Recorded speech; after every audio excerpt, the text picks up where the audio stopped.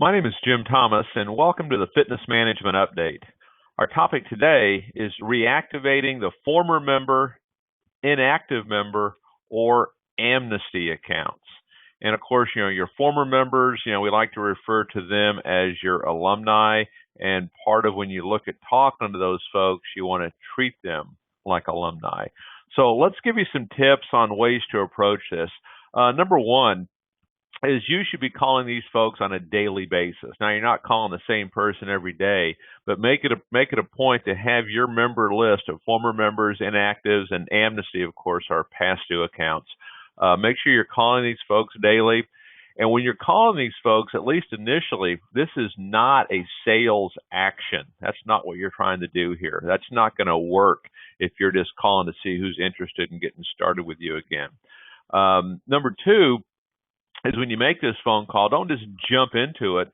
You want to build rapport with these folks. And essentially what you want to be focused on here is you want to build that bridge of trust by talking about something you have in common.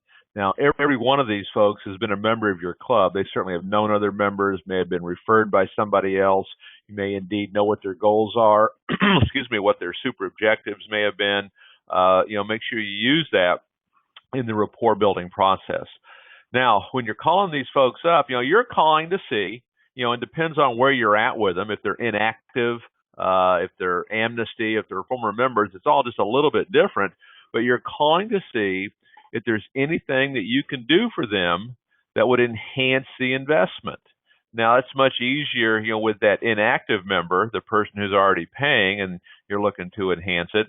With someone who's a former member or someone who's delinquent, you're not necessarily looking to enhance it, but you're calling to see, what can you do to serve these folks, okay? What you want to become here is a resource center to these folks.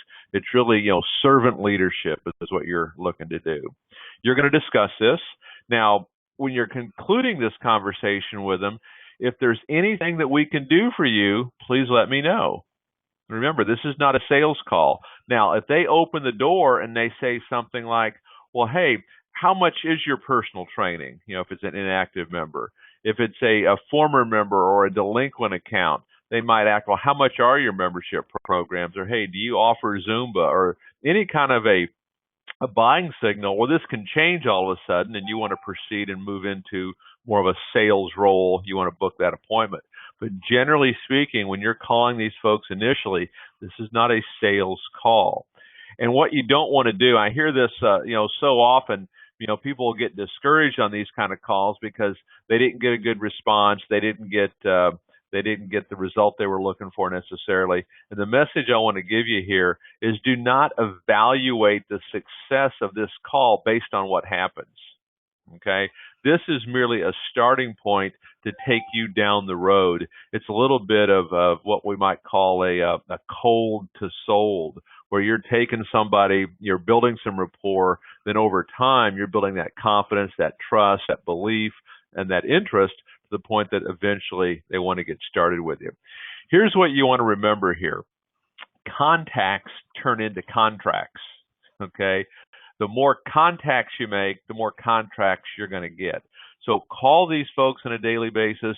The former member base right now, it exceeds the current member base, when you take everything together. And it's a huge source of new membership sold. So make sure you're working with these folks. Make sure you're talking with these folks so that you're at top of mind. So when they make that decision to get started again with the club, they think of you first. My name is Jim Thomas, and this has been the Fitness Management Update.